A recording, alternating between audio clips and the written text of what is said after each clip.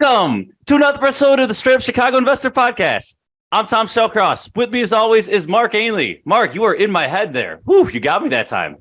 It took us three cuts to get off the ground there, but that means we got two bloopers, so I love it. Yeah, we're here though. Hey, you know what? I got to see you. I get to see you today via Zoom. I got to see you last Thursday. You had your nice little real estate meetup. Thanks for the invite. Yeah, no. So Tom, I should be thanking you. You're so nice to come out and moderate.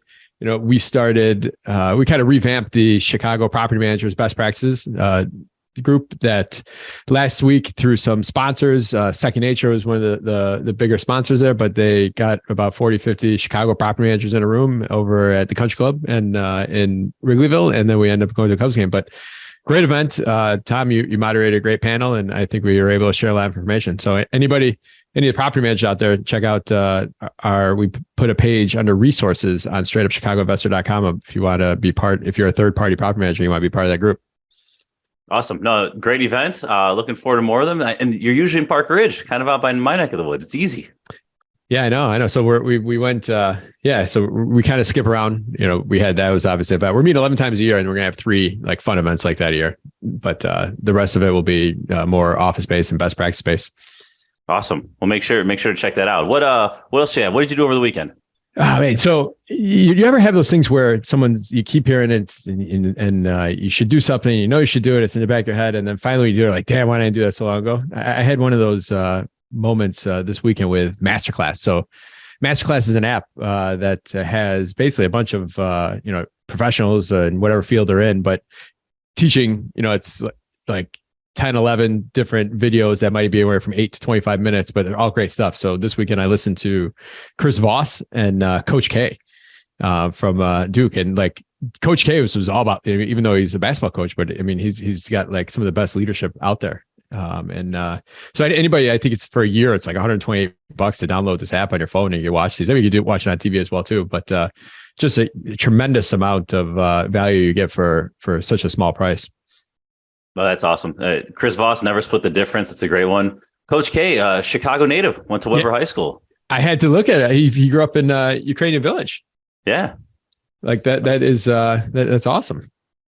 So, all right. Now I'm going to keep you rolling here. What's our housing provider tip of the week? Yeah. So housing provider tip of the week, we haven't had much rain this year, but that also means that the paths to these drains that we might have in the corridors in your yards, at the bottom of your stairs that go down to your garden unit, they might not have been cleaned out either. Usually sometimes when you have rain coming through on an average basis, at least it's getting washed through.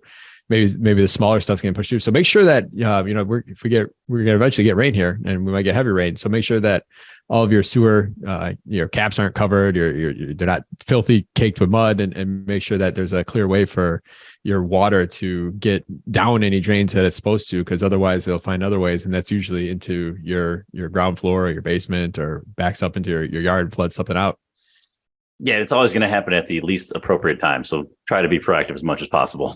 Yeah. So especially this year, because we haven't had any rain. A lot of times, it sounds silly, but when you just get some rain or you get consistent rain, like you would in a normal spring, summer, it's cleaning itself out as you go. Yeah. All right. Today's guest, Mark, lead us in here. Yeah, no. So today's guest, I've been talking to one of them for a while. He doesn't remember it, but I've tried to get him as a vendor for a couple of years now.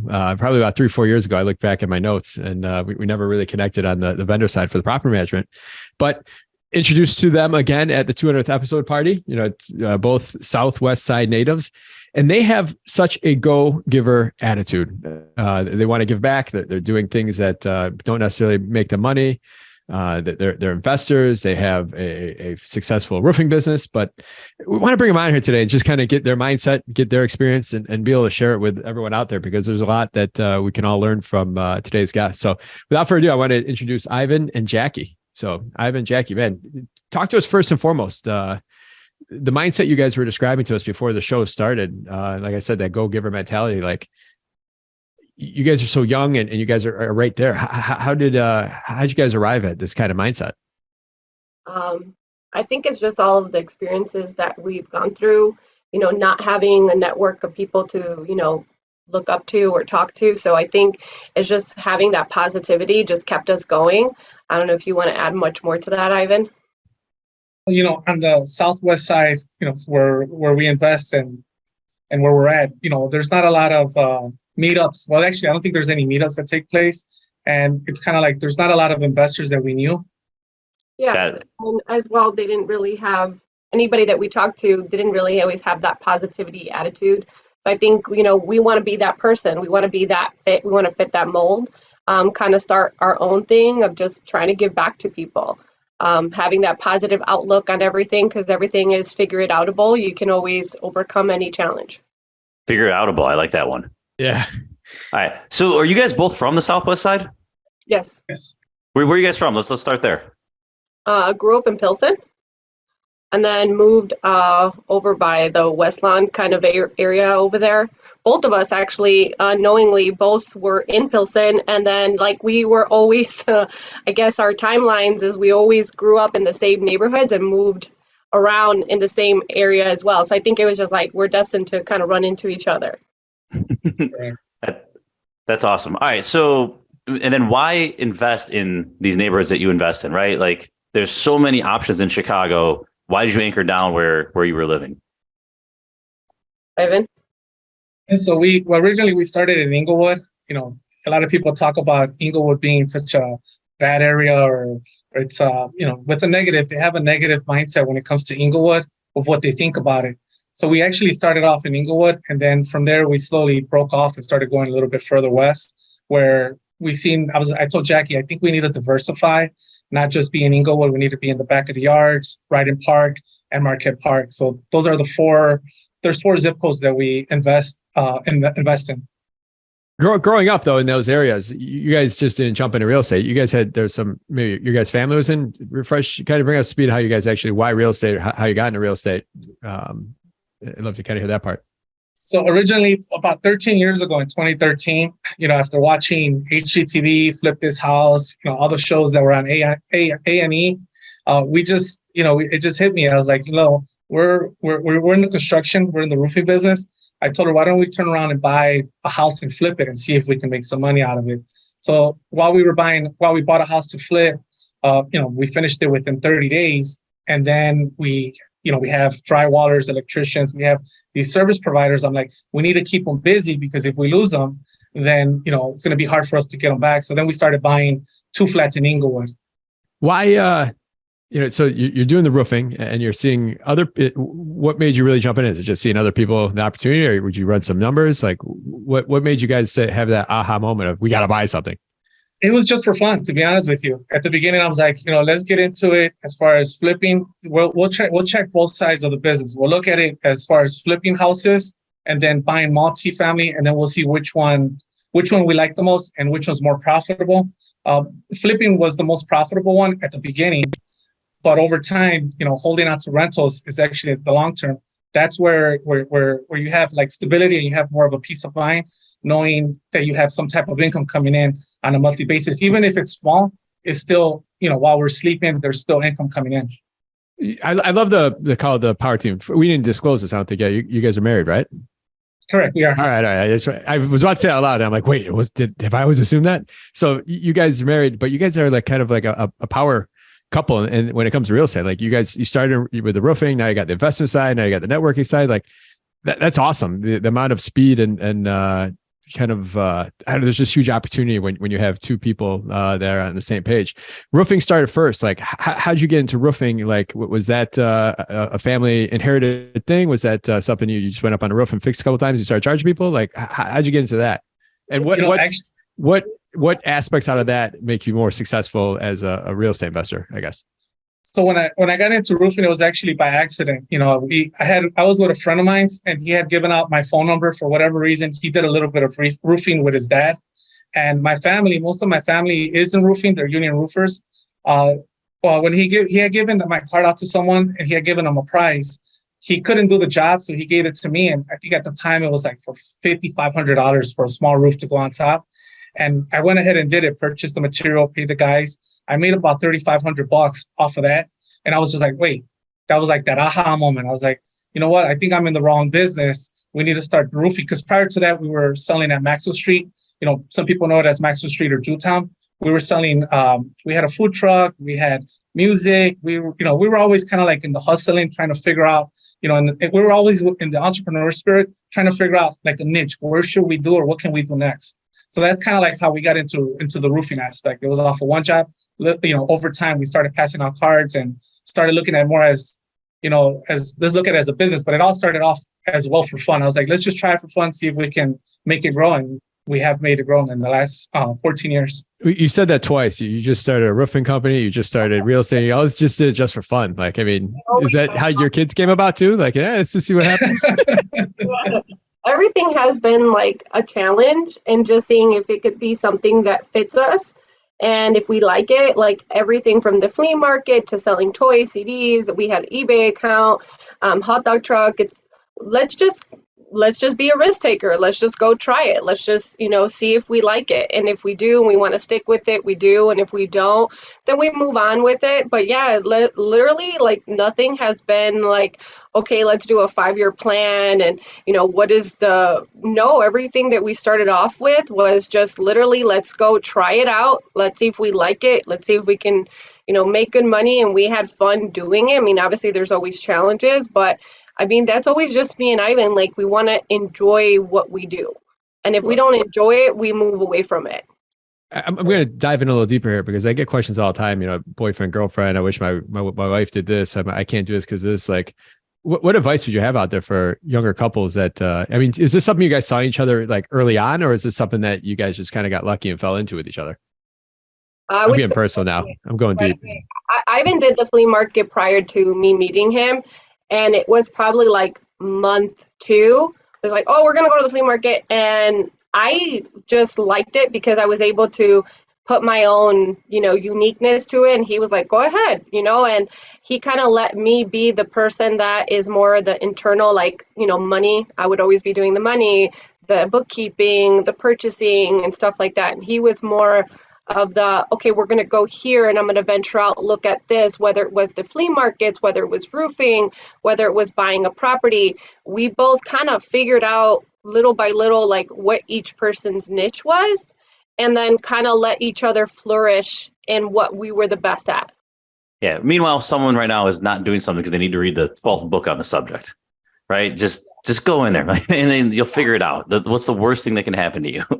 Yeah, I mean, literally, that's how we just kind of approached everything, is that like anything that you want to learn, you got to just put your mind to it and really like dive deep into it. And like with roofing, with the, investing, with flipping, I mean, we watched tons of shows, read books, and then just by experience alone, we've learned so much. But I think we're just both very like risk takers. And if like one of us is kind of failing and like feeling a little bad about something or doubtful, the other person kind of comes in to like lift each other up. And that's just like who we are. We'd have our bad moments too. We're human, but we kind of know each other's niches and like what each person can be successful at. And we allow that to shine. You make it sound pretty easy. Yeah, just go start a business, which has became a pretty successful, right? Let's just go buy real estate, which portfolios came pretty big. Like, talk about some of those, to jump in, you guys do make it sound easy. And it can be that easy, right? Like, hey, listen, as long as I know I can work my way out of it, I can jump into it. What were some, for both like starting a business and for, starting a roofing company specifically, I guess call it a vendor to a real estate model. And then, maybe your first flip, maybe 2 different separate questions here. Like, what were some of kind of those early struggles that you just kind of messed up on? On the roofing business, I didn't understand as far as websites.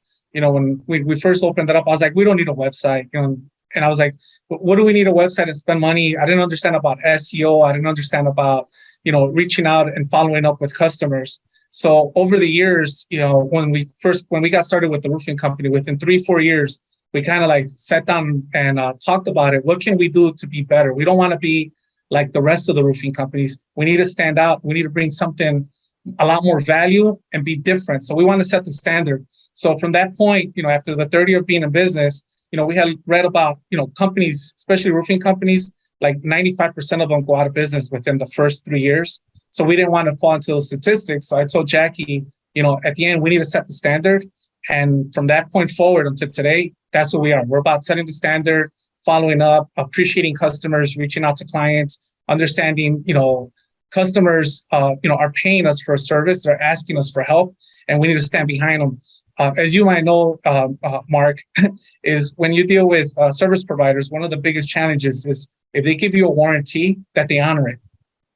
A lot of vendors will not honor it. They'll go around. They don't want to lose money because they have to go out there. We, on the other hand, is if there's an issue, even if it's not under our warranty, we still send our crews out there. Go ahead and take care of them, because we want to make sure that customer is satisfied, even if the problem had nothing to do with where we had performed a repair, or if it had anything to do with us replacing a roof. And then in regards to challenges, I mean, like Ivan said, is one of the challenges was website, reaching out to customers, doing follow-ups. I think in the beginning we were very young. So one of our challenges was not having a good network of people to rely on to. So a lot of it was just us two kind of trying to figure out, the do's and the don'ts. Owning a roofing company, doing flips, having rentals, having 2 kids. There was a lot of sweat put into these properties. And I think for us too, is that we didn't know how to have a voice in the beginning, kind of being strict with our timelines or with our vendors, because we didn't want to ruin those relationships. So we kind of overspent time in the beginning with some of our earlier projects, just because we weren't as confident, we were struggling in that factor. So a lot of times we would just kind of be like, okay, let them do it. They said they were finished. And then me and Ivan would go back in there and do like all those little touch-ups, or, and we would think it would be a day or two, and it would turn out to be a week or two.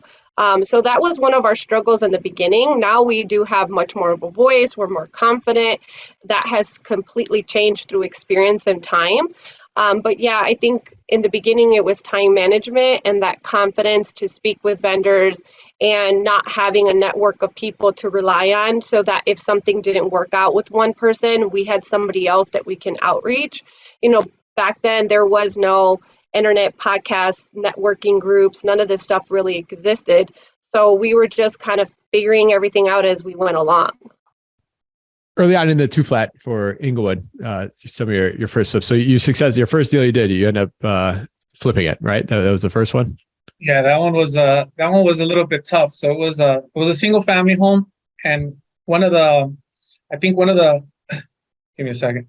Something that I learned from it, one of the challenges that I learned from it was that I over improved it, and I bought a 2-bedroom, and I figured, okay, I'm going to add a 3rd bedroom to the basement, because I realized that 3 bedrooms, were going for a lot more, and I could get a lot more from it. But at the end of the day, I realized that a 3-bed, if you put a bedroom in the basement, it doesn't count as a 3-bedroom, and they can't appraise it.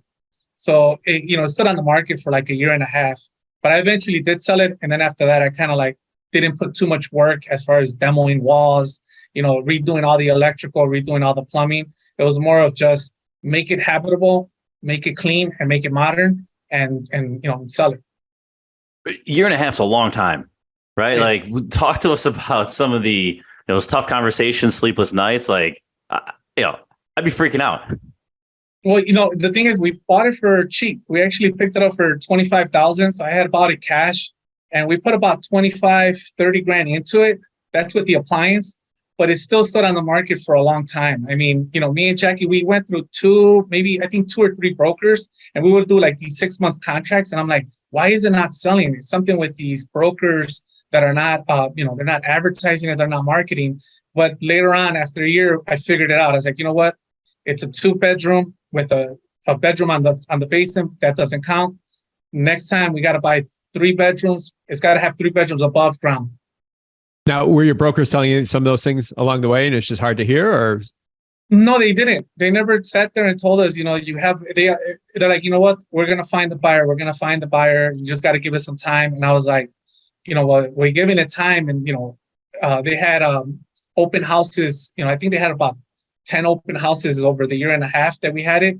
And then they had a lot of appointments, viewings, and still we weren't getting even an offer. If I would have at least gotten an offer, something to entertain, it's somewhere to start, but I never got one till about a year and a half later. What year would that have been? That was in 2013. Okay. And you kept coming back for more after that. Well, I appreciate that grind. Let's run this back. Well, during that time, we were buying 2 flats in Englewood, but when I sold it, here, I'll give you a story. When I sold that house, that $25,000 house that I had purchased, the first flip, when I sold it, I ended up selling it for, I think it was like 119. I walked away with 103,000, give or take, after closing costs and credit.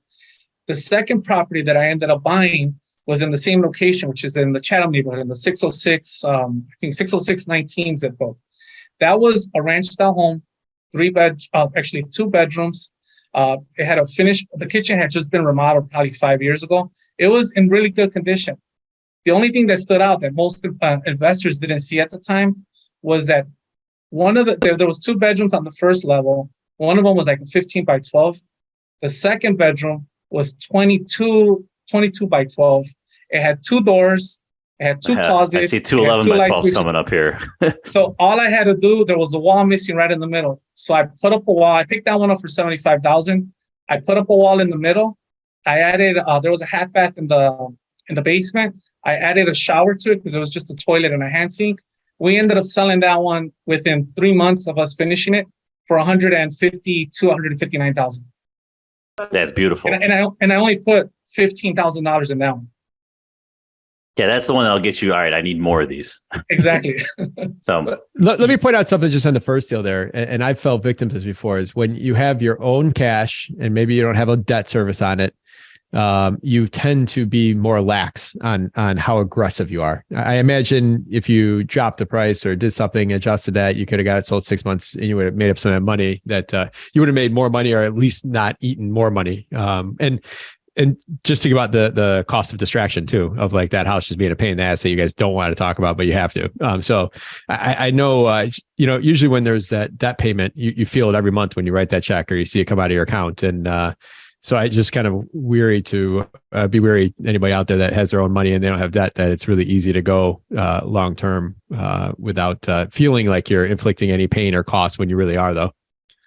That was an advantage for us, is that we were purchasing them, cash, and we were putting cash into them. I mean, not saying that we didn't experience some, issues there along the way, but it's a different perspective in regards to somebody getting a loan out and trying to flip it out or trying to do it in a different approach. I think we did have some stresses, with that first property. Definitely, we were like, what did we do wrong? What can we learn from it? I think that's always our perspective in every situation. And we weren't as aggressive in the beginning, which you just stipulated. Now we're a little bit more aggressive. We kind of know, we stick to our guns a little bit better about everything. We're very much more headstrong about things now than we were in the beginning. Man, Ivan, what you said there about you found the 2, that was really a 3. Like that happens all the time. And we're talking about this inventory wise. It's like, we were talking about this morning, actually, like finding these, called misrepresented, or just kind of missing details, or people skip through it because it's a 2 at 75 when it was really a 3 and it should have been priced 110 or something like that. And that's a huge thing that people have to be looking at right now with the tight inventory. It's like, what's everybody else missing? Is it a double lot that I looked at a property over the weekend, and it's like, man, it's probably been on the market for a while, but you could slice off half and sell it for $400,000 for the vacant lot next door or whatever. So it's like, so there's usually opportunity, not usually, but there's a lot of times there's opportunity with some of these properties that sit there for a long time. all right, so talk to us a little about like the journey of just the different neighborhoods. So you're in Englewood, you're in Chatham. At this point in time, call it 2013, 14. Is everything in play on the Southwest side? Did you anchor down in 1 or 2 spots? Like where did you guys hit hard? And in retrospect, would you do that all again, or would you change it? So I would say we hit hard kind of like in the back of the yards and in Englewood at the beginning. Then when we decided we wanted to diversify, that's when we jumped over to the Gage Park, Marquette Park, and Brighton Park area. Okay. Different caliber of rentals as well, and different like classes as well. So we just wanted to diversify and kind of look around and not try to stick in one area, just try to see if there was opportunity elsewhere, because we weren't really looking, and you don't know if you don't look. So then when we started looking, we started seeing opportunity, and bigger properties too. So then we just started, that momentum just began at that point in time. And then talk about velocity. Was this something where you're picking up, 1 or 2 properties a year? Is this, hey, we're going guns a-blazing? Like, just how active were you guys with the roofing company and everything else going on? Do you want me to come in, Chike? Yeah. So what we were doing is we're just picking up between 2 to 4 units, picking up at least 3 to 4 every year, trying to pick up. And then, I was struggling with trying to get into the multifamily space because I quite didn't understand how can I buy a 5 or 6 unit building? But, we had the opportunity in 2017 when we picked up our first 5 unit in the back of the yards. And then I realized, I got that aha moment. I thought that it was going to be really, really difficult. Like it was going to be really hard and challenging to buy it, but it actually wasn't. The lender made it really easy for me to get the financing. I didn't understand what a personal financial statement was or how to fill it out. So I sent it over to my CPA. Once my CPA did kind of like a draft draft and he showed it to me. He's like, just fill in the rest of it. It's very simple. After that, it was like, okay, so as long as I have credit, you have the 20% down that some of these lenders are asking for, and the numbers make sense and it appraises, it's relatively easy. It's actually easier to buy a multifamily, a 5 unit plus, than it is for, say, a 2 to 4 unit apartment building. Man, that is so true. And so many people don't realize it. Like they think, oh, I got to go get financing. That'd be so hard. It's actually so much easier, especially if you're self-employed too, even. So let's continue down this thread here. What would you have done differently? Right. It sounds like things have gone very well, but with hindsight here, what would you have done differently? Would you have bought more in those areas? Would you have expanded to other areas quicker? To be honest with you, I think everything played out the way that it played out, and I'm happy for it, because one of the things I told Jackie, we're going to be buying in D and C class neighborhoods. So we're going to be kind of like in the hood, in the barrio, I'm like, but if we're able to manage these properties, we should be able to scale to better neighborhoods. And at the end, what we figured out is, it's not, one thing is to manage people, but real estate is about, relationships, having relationships with your tenants and understanding and respecting your tenants. If you respect tenants, regardless of what neighborhood you're in, what neighborhood you invest, that's all they're looking for. They're going to take care of you. And, and pretty much that's one thing that I've learned, that at the end, I'm happy with how we started. I don't think I would change any of it. I kind of agree on that notion too. I know we've had a lot of struggles. I mean, I know it doesn't seem like that based off our conversation, but there was some times where it was a little bit difficult to try to fix the properties or get them fully rented. We did have some issues with evictions at certain points in time. We struggled trying to scale and getting a bigger properties and like more of a bigger units. But I think everything does happen for a reason, because once we hit that stagnant point at one point in our, real estate journey. But then once we did pivot, we learned really quickly, and then we just scaled really quickly as well. And that's what we want to continue to do. And when you say relationships, I do think it's very important, the relationships you have, and that's where networking comes into place. We didn't have those relationships back then. So there was a lot of things that we didn't understand and nobody explained to us.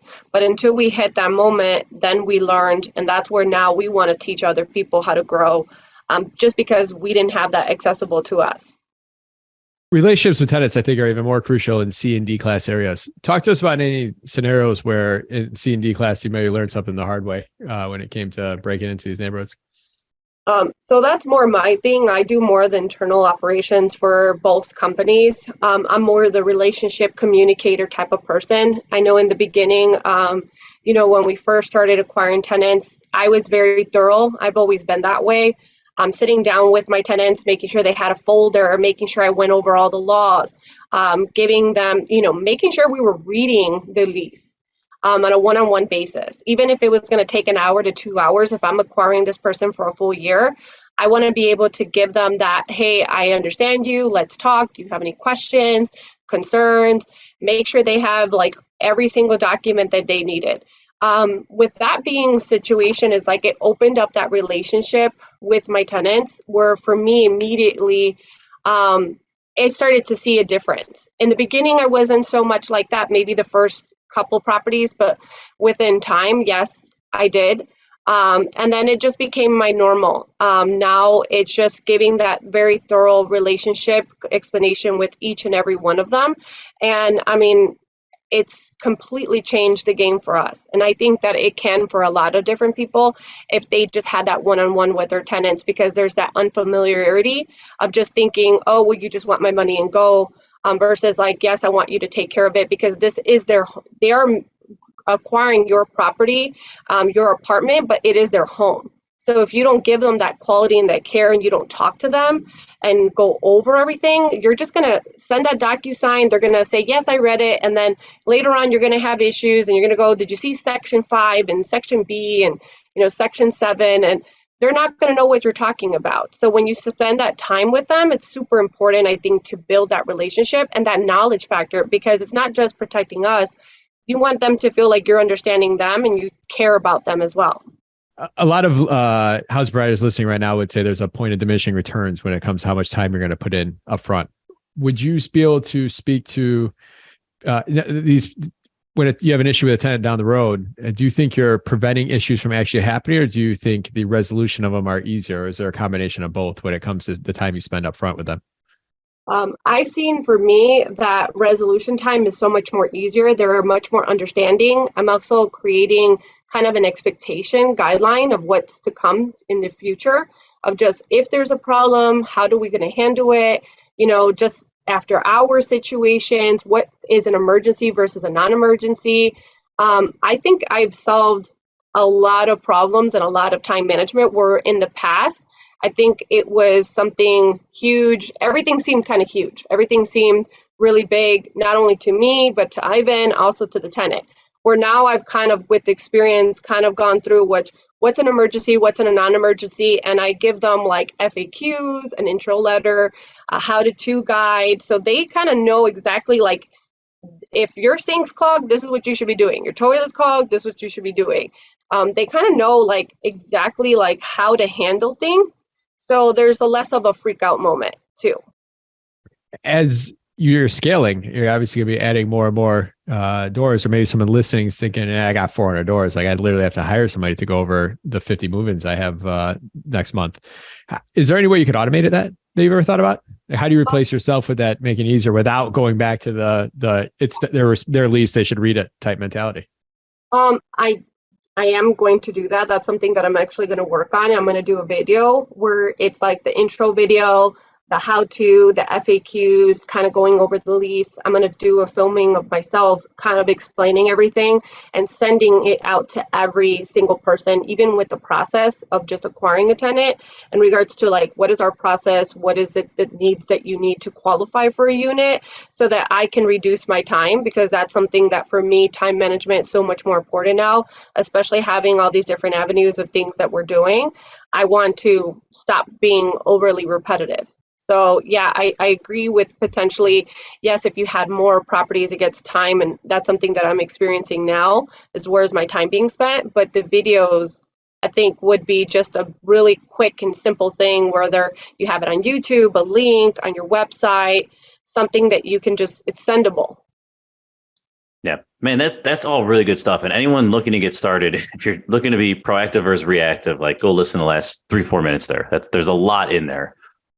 Let's move that over to screening now, right? I think it's one of the biggest issues in, call it a C to D class, is, weeding it out and getting good tenants, because there are good tenants in these classes. Talk to us a little bit about screening. What do you do differently? How have you guys found success? Any little nuggets you can drop for our listeners? Yeah, so for me, it's a pre-screening conversation. I do have a very thorough conversation with them. I ask them why they're moving. I look over their ID. Does it match, does it match all their documentation? That's like a red flag for me. If somebody has something where their paycheck stubs, their ID, their application, everything seems different, that means that they're constantly moving around.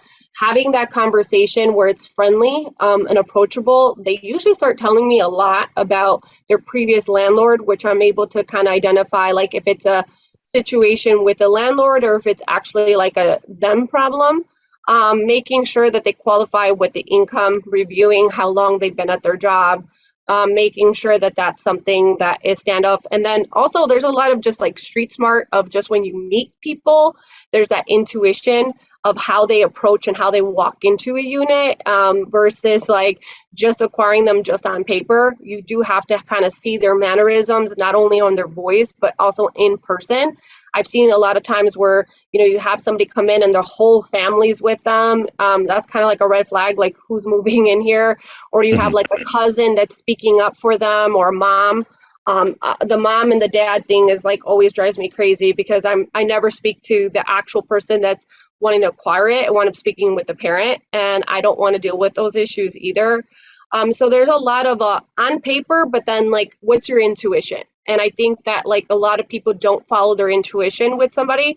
They look great on paper, but there's these mannerisms, the way that they talk to you, or just who's interjecting in the conversation, that people don't follow their gut instinct. Yeah, Mark, anything to add to that? I know, because you play in this area as well. Yeah, no, I think the screening, much like what we're just talking about, it ends up being, it's like, how do you make it scalable, or how can you do it effectively or each time, again, at the same time, while having a system to make sure you never get busted or called out for anything fair housing wise, or you're considering differently. So everything she's saying is spot on of things that you have to account for in the process. And I think the ability to prove documentation these days is more important than anything. Just last week we had like 5 or 6 like fake documents that came through, and maybe 4 of them would have gotten through 2 years ago or something like that. But I think it's become more of a larger problem here across everywhere, not just Chicago. Yeah, I'm the person in the office that everything has to go through me. So even like my ladies in the office, they're pre-screening. So I'm a very I've been doing this for 13 years now, so I'm able to catch all those little red flags of just like the different addresses or different stages of the income, the credit check. I'm able to review it quicker. I think it's something within time. And to scale it, I haven't been able to figure that out 100% where I can give it off to the next person. I think it's just with experience that I have to teach that situation going to the next person. It's not something where it's a per se different. There's so many different scenarios that can occur. So it's just being more familiarized with those scenarios so that you don't deal with them going forward. Yeah, and just public service announcement while we're on this subject. If you're maybe on someone, but it's like, oh, it's coming to the first of the month, I can get them in there and not have that month of vacancy. Like, don't do it. Right? Yeah. The back. I know we all been there. We all want, we all want to hit the number, but like, man, the back end trouble, if that tenant does not work out, is, it's a 5-digit number, right? So just don't remember that, like when you're trying to make that split second decision of like, I think this will work. Like that's the worst thing you can say to yourself. It's 100 times a pain point you have to end up solving versus why you made that decision that day to solve that pain point that like might be like, get someone to move in, or I don't have to deal with this vacancy, or I got to show it Saturday. Like, oh my gosh. Yeah. Like, please just take your time, and the long-term ramifications they're high. Yeah. Can I say something, Mark? I would literally say I would rather have a vacant unit for 6 months than to have a tenant not paying, using water, possibly destroying the unit than having it vacant. I prefer to have it vacant. Yeah, no, 100%. So well, this is all great stuff here, but you guys went out and did something else now on top of this very busy lifestyle that you guys created for yourselves and your family. You guys went outside of the Southwest Housing Providers Group. You're now part of Mboa, and tell us a little bit how that came about, or how you took on that journey. Go ahead, Jackie. So with the Southwest Housing Providers Group, I've had a lot of conversations of when we went to different meetups. How was it introduced to us? So a lot of times we'd walk into these meetups when we first started going to a lot of these networking groups, and first conversation, not even hi, how are you, or what's your name? It was, how many units do you have? It was a very judgmental type of kind of offsetting kind of situation. And we were going to a lot of these meetups, and they weren't very educational either. They weren't very transparent. It was like, I got A and then went to B, and then I got C, and then I got D, and then yay, I got A, B, C, D, M, N, O, P, right? And then there was no like transition of how you got to this or what happened. So I say, if you don't fit into a group, I kind of created my own group so that I can kind of create my own vision of what we wanted, something me and Ivan wanted to do. And meeting Mike Glasser kind of just put everything into perspective. We really want to be very educational. We want to give a lot of our experiences. We want to be very in depth, but we also want to give the positive aspect of it as well.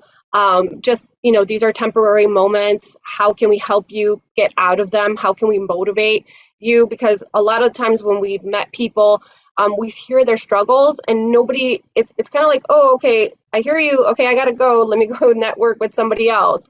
So I want to be able to be like, okay, let me hear you and let me pivot you to this right lender. Let me pivot you to this electrician. Let me help you overcome these challenges because nobody helped us. And I know this is just something that we're doing out of our own free will, but we're learning too, and we're growing and we're expanding our network as well.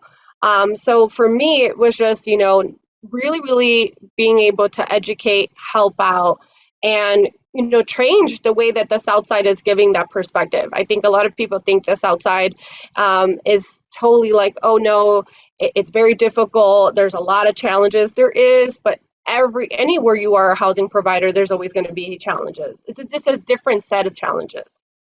Ah, man, I love that story. How'd you meet Glasser? Was that just at an event, or how'd you guys connect? I actually ended up meeting him at a meetup where it was, I guess, like a breakfast, but it was part of the LARIC, the Latino Real Estate Investors. I don't know exactly what the whole acronym is, but that's where I actually met him. And, I approached him, he actually approached me because, he wanted to, kind of like introduce himself to me. And I told him that I'm a roofing provider and also a housing provider. And he went ahead and, actually hired us. We did some work for him. And then over time, we started talking, and I had told him, he's like, hey, you invest in the Southwest side. How would you like to create a group over there? We don't have anybody. I'm like, you know what? I don't think I'm the perfect fit. I think Jackie would be more the person you want to talk to. And then that's when I told Jackie, I think this is where, your time to shine, per se, is like, this is what, you're better off at this, at starting the group off than I am. Sonia Elric, episode 171. Thanks, Tom. I knew right away. Whenever someone mentions that, we always kind of make eye contact or see where the other person's eyes go on the Zoom here. But to see who's going to look it up. But yeah, that was a great episode. Or Sonia talked about the Latino network there that they have. But your guys' story is awesome, and I want to bring something out here. You kind of said it, Jackie, but they always say that you learn more when you're teaching somebody to do something versus when you're the student, or you learn you become the expert then. And what you guys want to do is something that's always been kind of my style. And maybe part of the reason why we have this podcast, even it's like, if you're helping somebody, you're usually connecting with somebody, and you're connecting with somebody, then you're helping that person. And that person is then turning around and referring you roofing business. And then because now you have roofing business, now you have your name on another building. Because you have a name on another building, someone calls you up and talks to you about the building they want to sell. And that person, then you connect them to the group, and they go back to the group and they find a way to get out over their BK they just filed because they got divorced. And it's such a big circle. Now you do that 10, 15 times a day, and the exponential effect you have on your network and on your community is just humongous. And it's so awesome you guys recognize, and you guys are doing that with this group here. Thank you. Appreciate that. I mean, it's just something that for me, I want to be something that I would like to look up to. Growing up, I didn't have a lot of people that I can look up to in my, surroundings. So I kind of want to be like that for my children, but also for other like-minded adults, and kind of just share that energy. I know it's really hard to sometimes be positive, but I mean, as you see in my background right here, it says good vibes. For me, it's like there's always positive moments. A lot of times people are very negative minded. I had a bad day, and it's like, did you really have a bad day, or was that a bad 5 minutes, and did you figure it out? What did you learn from the situation? How can we move on from it? And what can we share to others about that perspective mindset so we can all grow? And for me, it's about us all growing together and sharing that, that knowledge without it being, if I did share that person's going to scale. I'm not in a competition with anybody else besides myself. And that's just how my perspective is in my mindset. No, that's so good, right? Like that's how, what do people say about you when you're not in the room, right? No, on your deathbed, no one's going to ask how many doors you had, right? No. That's not the thing that we're chasing here. So that is so awesome. I love that answer. Well, before Mark. we move to wrap up, why don't you Yeah. give us some information on the South on your group, Southwest Housing Brightest group, where you guys are meeting, how often? Obviously, we have it on straightupchicagoinvestor.com under Chicago meetups, but give us kind of some information on the group as a whole right now for everybody. Yeah, so our group is very new. So we're in the process of doing a website. You can find us on Facebook at Southwest Housing Providers, group on Facebook, on Meetup as well. We're doing a free meetup every second Wednesday of the month at Gage Sports Bar. That's on Archer Avenue. I apologize, I don't know the address by heart. 5544 South Archer Avenue. Thank you so much. So it starts every second Wednesday of the month from 6 to 9 p.m. We're having different topics, different speakers. They're going to go into depth. If you want to become a member, more than likely, reach out to me at southwesthousingproviders@gmail.com. We're having exclusive roundtable discussions, private breakfasts, where we're going more into depth on a subject, having insurance agents, eviction attorneys, accountants, all different types of different forums to kind of go into depth with certain subjects. Those are more, member exclusives. But again, if you're on Meetup or Facebook, you can become part of our constant contact so that we can send out all the flyers. And the process of us, like I said, it's the new baby that I have. We're only about 4 months old, and we're getting our website down in order. So yes, appreciate you publicizing the group, and we look forward to having as many people that come on by. We'll link to all that in the show notes, but it's also at straightupchicagoinvestor.com under Chicago meetup groups. So Can I say something, Mark?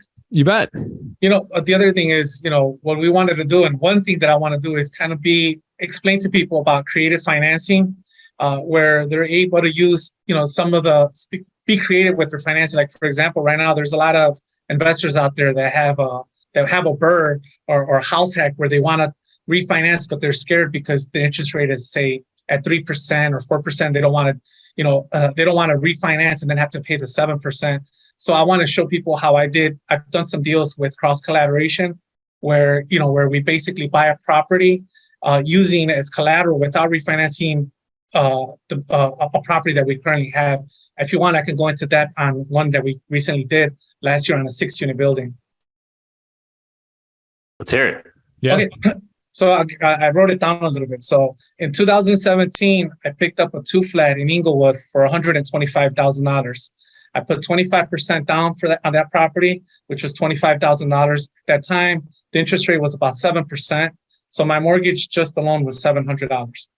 What I ended up doing in 2020, August 2020, I ended up refinancing with a local lender. And this is where the relationships with local lenders are very important. I ended up refinancing, but I only refinanced the interest rate.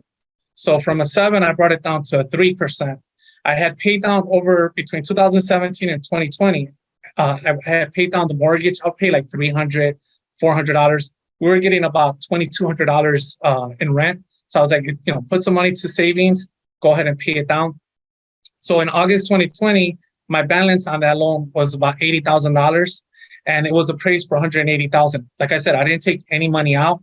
I just left it alone. I said, you know what? I have about $100,000 in equity, but I don't want to touch it. Just, 2020 was, we weren't sure where the market was going to go. So I was like, I'm just going to leave it alone.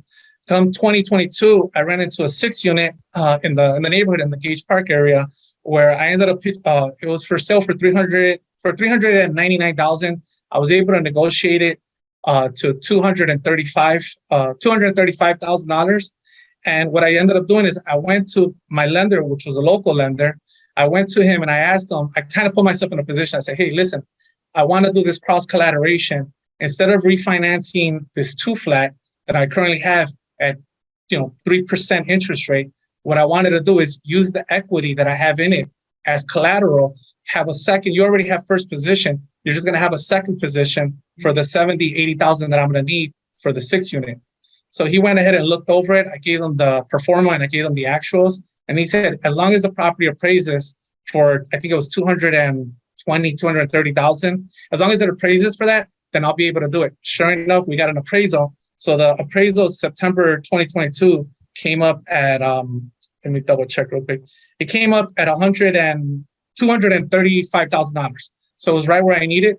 And then I was able to purchase basically a 6-unit without any money coming out of my pocket. And I just basically did the collateral. I kept the interest rate at 3%.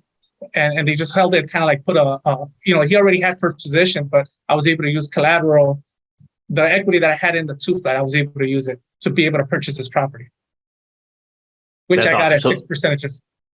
Yeah. So you basically have, that is the promissory note, and then the actual mortgage is on that original duplex in Englewood, correct? Correct. Just so we're following this here. So do you mind sharing that lender? I think our listeners want to hear this. Well, it was Byline Bank. Okay. Yeah. So it's a local lender. And one other thing I'll point out there too is, even if that second part of that, even if you got at 8 or 9%, right? Just say, you had to go high. Like if you blend those two, that's still not horrible either, based on the percentages for both. Correct. But I kept the first one. No, that's amazing. Kept it at 3%. Yep. So I'm still paying the same amount in the mortgage. I'm only paying the full total for the purchase of the 6 unit, which is the $332,500 at the 6%. Man, we're going to see more of these too, because a lot of us are in those positions. I'm going through this right now. There's a few properties I have equity, but the rate's at 3 or 4. Like, I don't want to refi. I don't want to pull stuff out. It's like, what do you do with it, right? And how can you use it to your advantage to continue to grow and continue to scale? Okay. All right, Mark, you ready to wrap this? I am ready. I am totally ready. So that is, we got a lot of wealth of information here on this show so far. So, all right. You guys both ready? Yes. What's been your competitive advantage? How have you been able to do this while others wish they could make it seem as easy as you guys do? Teamwork. And positive mindset. Yeah. I like it. Just point to the good vibes. We'll call it a day. Yeah. What, both of you, give us one piece of advice you would tell someone that is yet to buy their first property here in Chicago.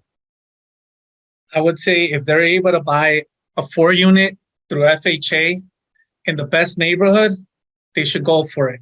This will give them the experience, as far as how to manage properties, and just understand that they'll get a better understanding of, if they're getting into the multifamily, they'll get a better understanding of what goes into investing. It's not just about buying the building and collecting rent. There's a little bit more in depth where you're actually cleaning up, you're doing a few maintenance, or you're hiring somebody, but it kind of gives you boots on the ground to understand that part before you start to scale.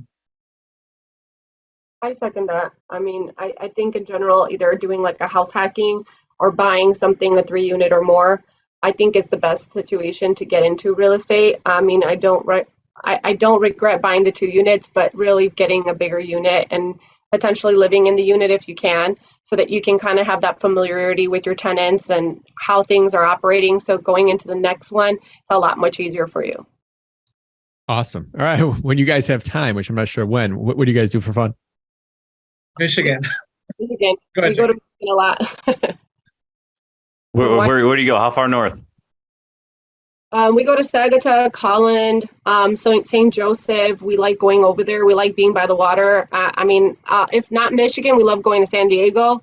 That's our other favorite place to go to. We just love being straight on the water, but being a little, I know San Diego is like a big town, but there's something about being in these different areas where we just love it. That is a great answer. What is a good book, podcast, or self-development activity that you'd recommend to our listeners? For me, it's that book, It's Figure Outable. I know I mentioned it a little bit earlier on. That's something for me when I read that book. It's really changed. I was already like that, but I think that really changed, where it's not an investment totally perspective. It's just about changing your mindset approach on how anything that you deal with as a challenge, you can overcome it. For me, the book is going to be Crushing It in Apartments and Commercial Real Estate by Brian B. Moray. That book is awesome. Nice. I don't know that one. Is it for beginners, people already in the game, anyone? Like, who's it geared towards? It's kind of like beginners and people more in the game that are scaling to 5+ units or want to scale to larger apartment buildings. Cool. All right. Besides yourself, name one person in your local network you'd highly recommend to other investors. Maybe byline, drop them as well. I would say it's Joseph Kruk with FNBC Bank over here in the Grange. He's been a great asset to us in both of the roofing, the investment side, as well as the Southwest side as well with our new group. He's an amazing person that I recommend for everybody to network with. I would say our State Farm insurance provider, which is Augie. Go ahead, Jackie. August LaCapra. There you go. All right. I've All actually right. known Augie for 19 years. So I actually used to work for State Farm, and he bought over the agency, and I've had the most amazing relationship with him. He's also one of our founding sponsors. He's super in depth. I mean, any questions you have, he sits down with you, goes over everything, 6 month reviews. I mean, I couldn't even ask for a better agent if I wanted to. He's kind of created that standard of what I want going forward. Awesome. Love it. Well, guys, thank you both so much. You've provided a ton of value to our listeners. How can they learn more about you? Is there any way they can provide value to you? Yeah, they can find us on Facebook with both Roofing by Hernandez and Southwest Housing Providers Group, as well as Meetup. If they need a roof, we're here for you. If you need help with investing, we're here for you. We appreciate anybody, that wants to be a part of it, anybody that wants to grow or just to network with. I mean, you don't have to be part of the group. We could just chat with each other and grow from each other. I would appreciate anybody who is interested.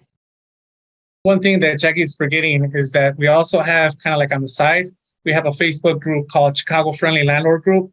And it's where we talk about everything and anything that has to do with, housing, providing housing with landlording, just to make it easier for anybody who's struggling, whether if they need a 5-day notice, if they need to know when they need to issue somebody, a non-renewal, what are the days, whether it's 30, 60, 90, or 120 days, depending on how long they've been living there.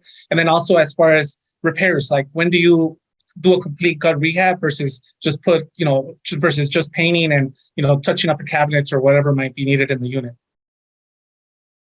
That is great information, right? Like that is so overlooked, and everyone can talk about all these different things, but like, man, just having some of that tactical documentation for that guy who's never done it before, like that is life-saving at some point. Yep. So, all right, Mark, who are we playing for the Chicago Fact? And we got 3 people to guess here.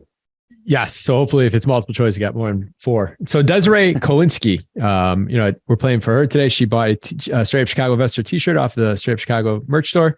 And if any of us get this question right, Desiree, you're going to get a $50 gift card brought to you by KSN or appeal.tax from KSN. All right. So Mark, I mean, you know a lot more about history than I do, but this one we're going baseball. I would definitely have gotten this one. So no pressure. Okay. So we mentioned Chadden on the show earlier. This Cubs Hall of Fame shortstop and first baseman was Dallas born, but for many of his years, he resided at 82nd and South Rhodes Avenue. He's a Korean War vet, 500 home run club, multiple-time All-Star Hall of Famer. He's also the Cubs' first black player, and his number 14 is retired by the club. Who is that Cubs player? And would you like multiple choice? Give me multiple choice. All right. Is it Ernie Banks, Billy Williams, Fergie Jenkins, or Billy Herman? It's between Bernie Williams and Jenkins. I'll go with Jenkins. I was going to go with Jenkins too. You go with somebody else so we could help Desiree make sure we cover. You got to diversify. I'm sorry, I forgot the names a little bit. Do you mind repeating that? We got Ernie Banks, Billy Williams, Fergie Jenkins, or Billy Herman? Billy Herman. Ivan, last one. Billy Williams. Guys, Ernie Banks. That was a poor show. See, I thought that was too. Lands on a dud. Man, I thought he was. Honestly, I thought he played so much value, so much content, and womp womp. Oh my gosh! I needed a lifeline. I needed to call my son. We call him the historian. He would have probably known this one. Desiree, I'm sorry, but what we're gonna do is we're gonna actually put your name back in the hat. We're gonna put 3 different things in there, so we'll get you chosen again, so we can maybe next time we get hit a home run for you. Oh, there you go. We had a Cubs game together too. Nice, well played. Man, yeah. So, all right. Thank you, KSN, for sponsoring Chicago Fact. Thank you, Jackie and Ivan, for coming on here. Tom, thank you as always. And what I found out this morning was our new page, Build Your Team. We have more downloads on there than we've had the rest of the website the last couple of weeks.